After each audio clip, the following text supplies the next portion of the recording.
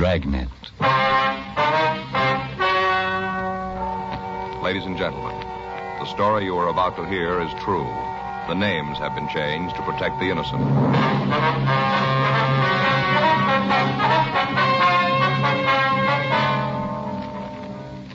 You're a detective sergeant. You're assigned a robbery detail. 3 hold-up men have robbed and beaten 2 supermarket operators in your city. You've got a good description of the thieves. Your job, get them.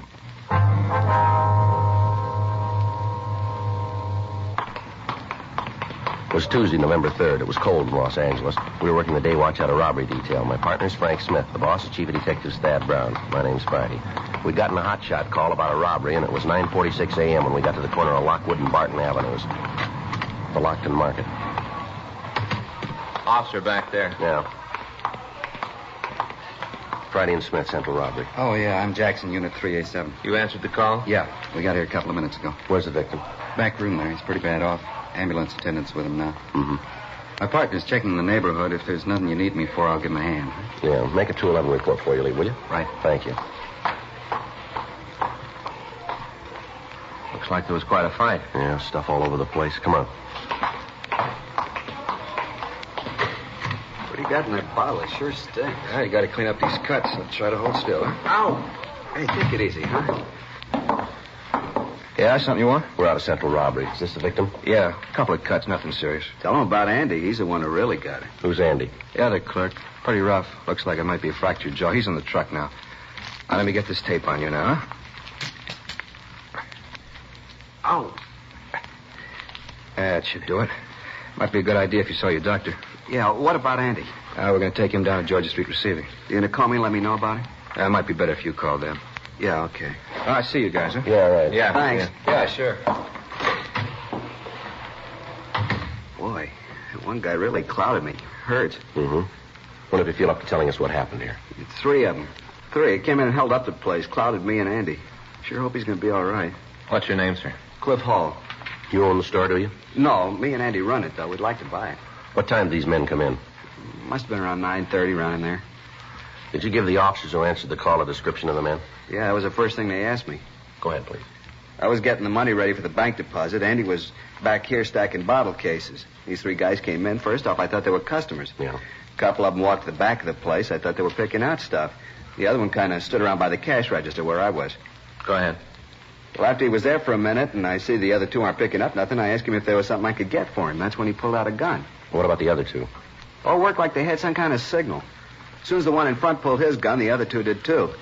The fellow asked me to put all the money in a paper bag. Got the bag from up in front there. Took it right out of the stack and handed it to me. Said for me to put the dough in it. You recall his exact words? What? The way he said it, the words they used. You recall them? Let me see. I think it was, put all the dough in this bag. Don't say anything. Just do as I say. That was the way he said it. What'd you do then? Like he said. He had that gun pointed right at me. I could see the other 2 guys. I wasn't going to do anything but what he told me. I put the money in the bag. Mm-hmm. I thought they'd leave the place, but that's when Andy came out. I guess he wondered what the other 2 were after. You see, from where he was, he couldn't see the guns. Oh.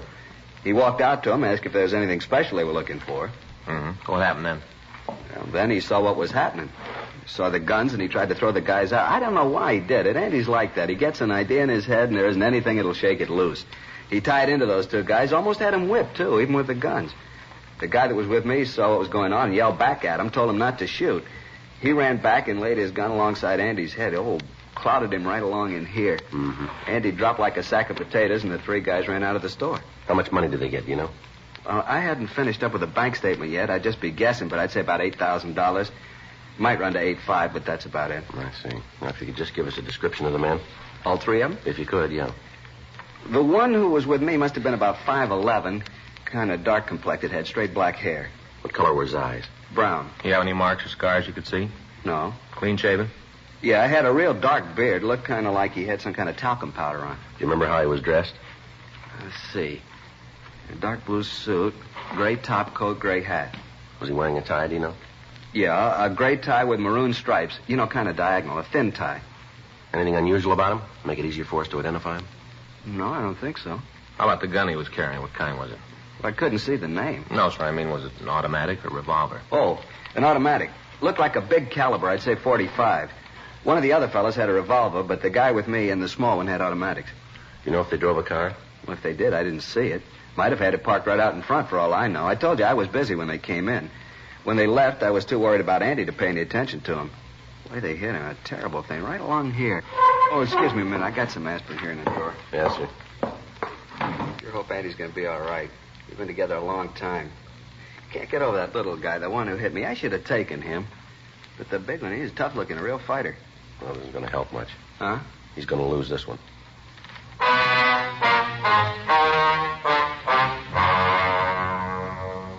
We got the descriptions of the other two men, and a supplementary local broadcast was gotten out. The two officers who'd answered the call found a woman in the neighborhood who'd seen three men leave the vicinity immediately after the robbery. She said that she was parked in a car half a block from the store on the same side of the street. She explained that about 9:20 a.m., a car had pulled into a parking place in front of her. She'd seen three men leave the car and walk down the sidewalk in the direction of the Lockton Market.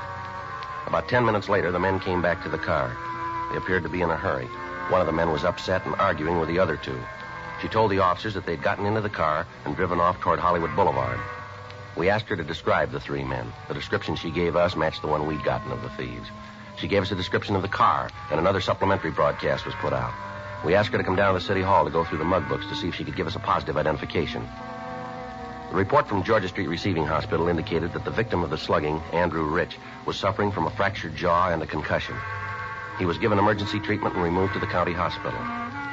The crime lab crew came out and they went over the store for physical evidence. They were able to lift 3 partial fingerprints from the counter next to the cash register. Dean Bergman and Leighton Prince explained that the partials were not enough for identification, but that if we apprehended the holdup men, he'd be able to tell us if they'd left the impressions. 10:27 a.m. We took the victim, Clifford Hall, and the woman who'd seen the car to the mug room. They went through the mug books, but they were unable to come up with an identification. We had the stats office make a run on the M.O. They came back with a list of 17 names of men who at one time or another had used the same method of operation. The list was split, and Sergeants Meade and Leitner worked with us in checking the names out. Thursday, 3:48 p.m. Frank and I got to the 6th name on our list. Jerry Evanston, that right? Yeah.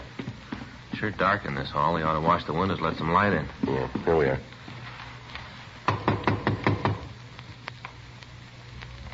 Might not be in. Yeah, we'll try it again. Now let's talk to the manager. Yeah. Yeah? Who is it? Manager, we want to see you a minute. Just a minute.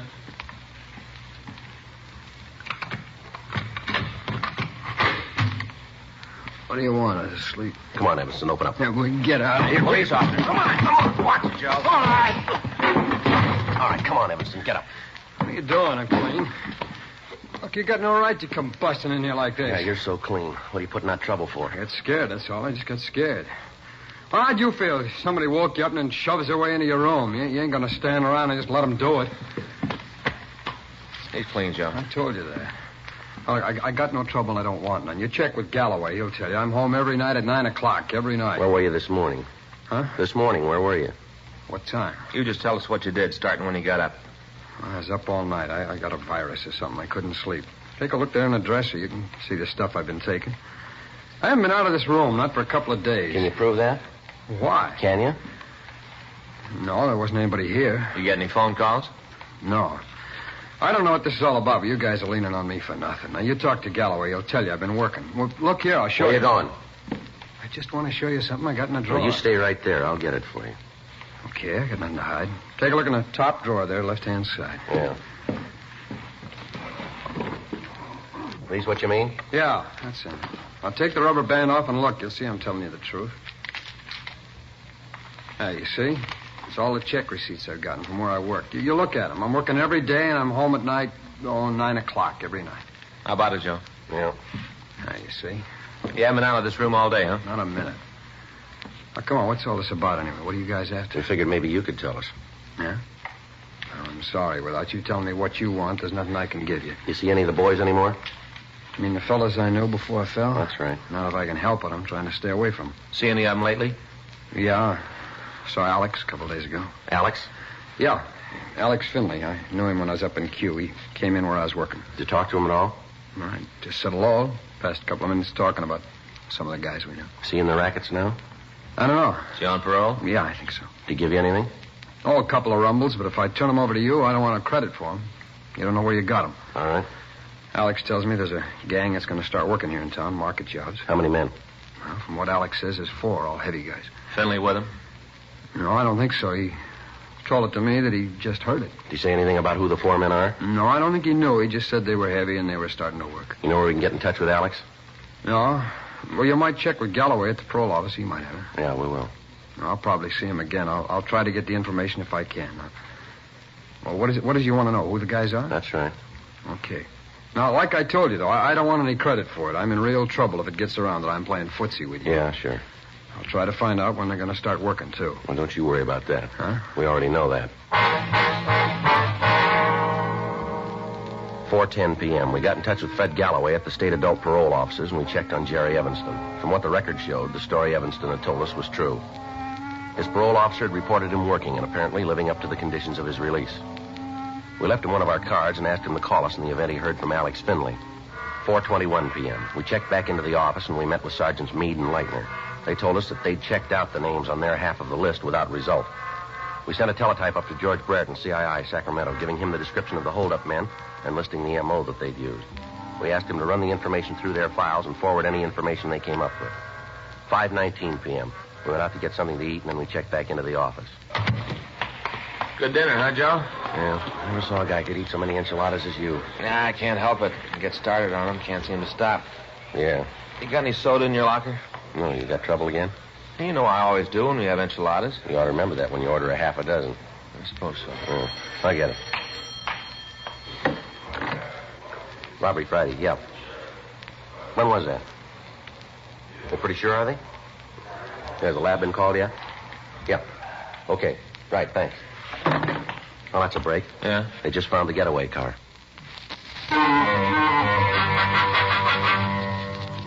6:47 p.m. We left the office and drove out to where the car had been found. It was parked on Lockwood Avenue, 5 blocks from the market that had been robbed.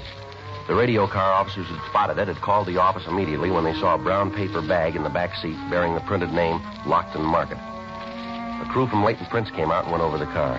They were able to come up with a single print from a man's index finger. Bergman compared it with the partials found at the market. They matched. We checked the white slip in the car and found that the vehicle was stolen. The report on it had been filed at 10:37 a.m. that morning. We talked with the people in the immediate vicinity, but none of them were able to tell us anything about the people who'd parked the car. However, we did come up with an elderly man who told us that he'd seen 3 men get into another car at about 9:45 that morning. He said that he remembered it because the driver of the car had pulled into a parking space and stopped the motor. Another automobile had parked directly in front of the car, and the driver of the first machine had moved so that there was no one in front of him. The man went on to say that a few minutes after the driver pulled into the second parking place, 3 men had come around the corner, gotten into the car, and the 4 of them had driven off. The witness was unable to give us a description of the car other than to say that it was a late model Plymouth or Ford. The only description he could give us of the men was that one of them was large and was wearing a gray topcoat and a hat, and that one of them was small. 8:40 p.m. Frank and I went back to the office and checked out for the night. The following morning at 8:02 a.m., I checked back in for work. Hi, Joe. Morning. Kind of cold out. Yeah. You look happy this morning. I didn't sleep a wink last night, Joe, not a wink. What's the matter? Stomach. Next time I even think about eating enchiladas, stop me, will you, Joe? Yeah, sure. Any mail come in? I don't know, I just got in. There's an ad here from that store over on West 6th. They're having their annual sale. Yeah? I want to try to get over there. I'd like to get me a new suit for Christmas. Yeah, there's a special delivery from Brereton. Huh. Probably those mugs we asked for, I'll see. Yeah, there's 6 of them. You want to get in touch with Cliff Hall? We can drive over and have him take a look at them. Yeah. You got any other pictures? Yeah, we can mix them up. I'll call Hall. Okay. I sure hope we get an ident. We haven't got much to go on. Well, there's got to be a break someplace. We got to find it. From what Finley said about the gang starting up an operation, doesn't sound like just one job. No? They start on a string, they can do a lot of damage. Well, it doesn't give us much choice, does it? No. We got to get to them. 8:27 a.m. Frank and I left the office and drove over to talk to the victim, Cliff Hall. We showed him the mug shots George Brereton had sent us. He picked one out and said that he was positive that the man in the picture was the one who'd held him up. The name on the mug shot was Harold Bishop. According to the record Brereton had sent us, Bishop had been convicted twice on violation of 211 PC, armed robbery. 9:20 a.m. We drove over to the county hospital and showed the pictures to the other victim, Andrew Rich. He picked the mugshot of Bishop as the suspect who'd robbed and beaten him. The notation on Bishop's picture gave us the information that he was on parole at the time. We returned to the office and put in a call to Fred Galloway at the State Adult Parole Office. Yeah, Fred, this is Joe Friday. Mm-hmm. Yeah, fine. We'd like some information on a Harold Bishop. San Francisco number 82609. 26, that's right. Male, white, Caucasian. We got a mug from Brereton. No, he says he's on parole. Yeah, if you will. Thanks a lot. He's checking the master file now. Meade and Leitner are standing by if we need him. When we get this address, we're going to have to move fast. Yeah. Yeah, Fred. When was that?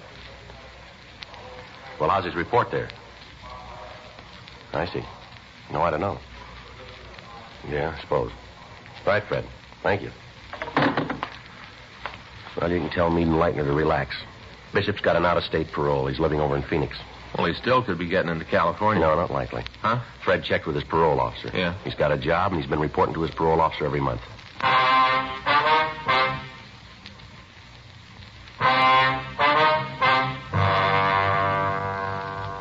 We asked Fred Galloway at the state parole office to contact Bishop's parole officer in Phoenix and check him closely. The report came back that the suspect had a job with a small contractor and that he'd been working regularly. He'd also been giving monthly reports to his officer. We'd had a suspect identified by two of his victims, and yet if the information we'd gotten was correct, it would have been a physical impossibility for him to have committed the robbery. We got a copy of his jacket and looked over his past record. We found that Bishop had been arrested for armed robbery the first time 18 years previously. He'd been brought to trial and acquitted. The next arrest was 10 months after his trial. He'd been convicted and served 6 years at San Quentin. He'd been released, and within 6 months, Bishop had been picked up again. This time, he was sent to Folsom Penitentiary. While he was there, he appeared to be a model prisoner, and after serving 4.5 years, he'd been placed on parole. After leaving the prison, he'd requested and had been granted an out-of-state leave. In checking Bishop's M.O., we found that it matched exactly that of the thieves who'd held up the Lockton Market. The time of approach was the same. The number of men used was the same. The method of leaving the scene was exact. We had a suspect, and yet he couldn't have committed the crime. 3 weeks passed. On Saturday, November 26th, the thieves hit again. In checking with the victims, they identified the mugshot of Bishop.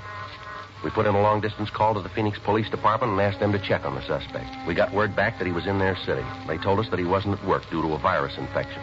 They went on to say that they'd checked with his landlady and that she'd told them that Bishop hadn't left his apartment at all on the day of the theft. Monday, November 28th, we got our first break in the case. I'll get it. Robbery, Smith. Yeah. Oh, yeah, Jerry. Uh-huh. You sure about that? Where? Uh-huh. How about the rest of them? Yeah, just a minute. Toss me that pad, will you, Yeah, Joe? here you go. Okay, Jerry. Go ahead. Yeah. Mm-hmm. How do you spell that? L-A? L-E-A-H-Y? Uh-huh, I got it. Mm-hmm. You know the address? Yeah. Okay, thanks, Jerry. We'll get in touch with you. Right. Jerry Evanston, remember the guy we talked to over on South 7th? Yeah? Well, the way he tells it, we aren't too far off. How do you mean? He saw Bishop in town last Saturday.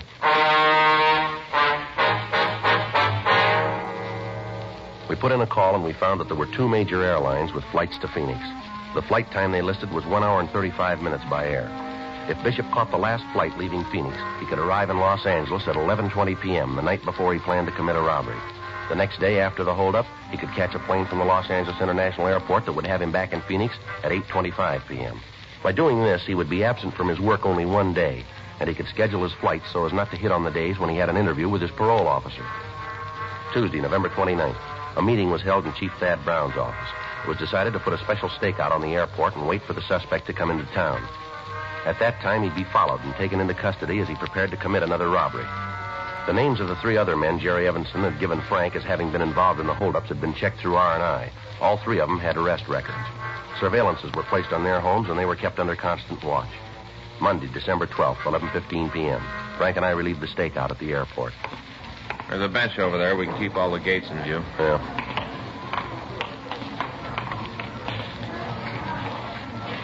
Wonder when he's going to hit again. I don't know. The last couple of weeks have sure dragged by, haven't they? Yeah. Anything on the other 3 guys? Well, I talked to Pinky Meade this morning. He and Leitner are staked out at Lay's apartment. How they doing? Nothing. They're parking the car down the street. From what they say, Lay's like a clock. He comes in at 5 a.m., leaves at 9 p.m. every day. You got a cigarette? Yeah. Here you go. Joe. Yeah. That's Bishop. Let's let him get outside. Yeah. Wonder if he's got any luggage. I'm going to bring it up outside. We can wait for him there. All right, come on.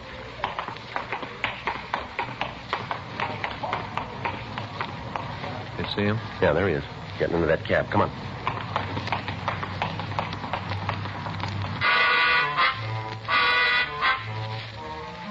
Frank and I got in our car and followed the cab taken by the suspect. We followed him out of the airport grounds and then up La Brea Avenue. The cab turned right on Washington Boulevard and headed for downtown Los Angeles. We pulled up to a stoplight. Still got him? Yeah, he's still up ahead, in front of that blue Mercury. See him? Yeah. You got the number of the cab? Mm-hmm. 2974. There's the light. All right, let's go.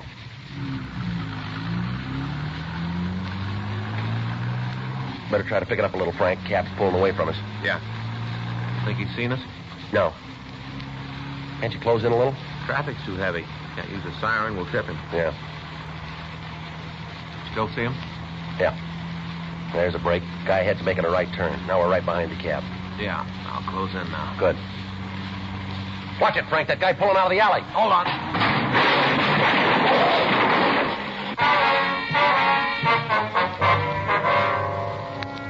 As we drove down the street after the stoplight had changed, the car had failed to make a boulevard stop coming out of an alley, and we'd hit it broadside. The damage done to both cars was considerable, and we'd lost our suspect. Frank got to a phone and called the office. He gave them the number of the cab that Bishop was in and asked for a traffic investigation car. The office started a search for the missing suspect. Lieutenant Jack Smyers told us to proceed to the apartment of Tom Leahy to wait for further development. In the meantime, a citywide broadcast went out carrying the description of Bishop and the other 3 men involved in the theft. Frank and I arrived at the apartment, and we relieved Meade and Leitner. We had the manager of the place let us into Leahy's room. We waited. 1:30 a.m., 2:30, 4 o'clock, 5:30 a.m. Frank and I had been on duty for over 21 hours. At 5:45, the phone in the apartment rang once, and then it quit. That was the arranged signal between us and the office. Frank put in the call. Lieutenant Smyers told us that officers Max Herman and Ed Benson were on the way out to relieve us. 15 minutes later, we heard somebody in the hall. Joe? Yeah, probably Benson and Herman. Yeah. I'll get it. Watch it, Joe. Give it up, Bishop. You all right, Joe? Yeah, come on. He's going upstairs. Making for the roof. Come on. See him? No. You want to take that side? Right. Watch it. Behind the elevator shaft, Joe. Yeah, I see him. Get away from me, cop. You're in trouble, Bishop. Don't build any more for yourself. I got nothing to lose. They nail me again. I'll be up at the joints for life. Don't cost no more to kill you. There's no way off this roof, Bishop. Throw that gun out here and you follow it. You're out of your mind, cop. Give it up, Bishop. Now, come on, throw that gun out. I'm going out, cop. You try to stop me, I'll blow your head off.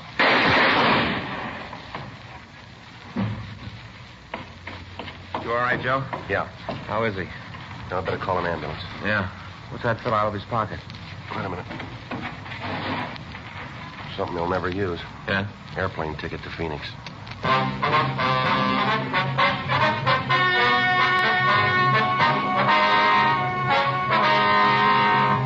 Albert Martin Kruger, Harold Nelson Bishop, Thomas Nagel Leahy, and Charles Everett Lee were taken into custody and brought to trial for 2 counts of robbery in the first degree.